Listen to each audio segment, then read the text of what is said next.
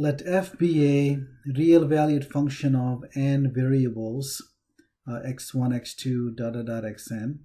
Then the gradient of f is defined to be the vector where the first component is the partial derivative of f with respect to x1.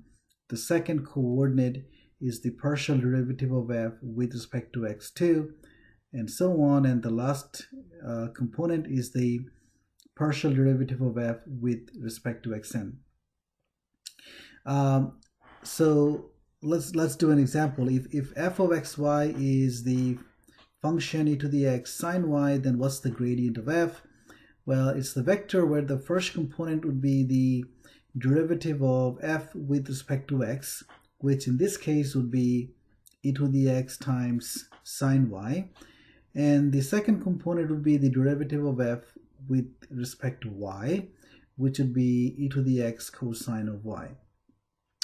And then the gradient of f evaluated at 0, 0 would be e to the 0 sine 0, which is 0, comma, e to the 0 cosine 0, which is 1. If f of xyz is equal to x times y times z, then the gradient of f would be the vector where the first component here is the partial derivative of f with respect to x, which is yz. The second component is the partial derivative of f with respect to y, which in this case would be x times z. And the third component would be the partial derivative of f with respect to z, which is xy. And the gradient of f evaluated at -1 to 1 is equal to 2, -1, and -2. And basically what we have to do is we have to replace x, y, and z by -1, 2, and 1 respectively. So y times z, so that's going to be 2 times 1. X times z, that's going to be -1 times 1. And x times y would be -1 times 2. So we get 2, -1, and -2. So now I want to state a fact, which we will visit again later in another video. If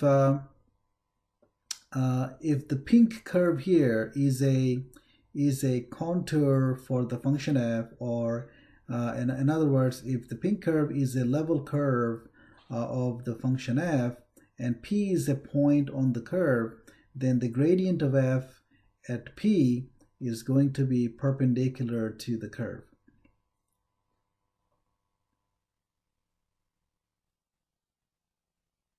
So the gradient vectors are perpendicular to the level curves.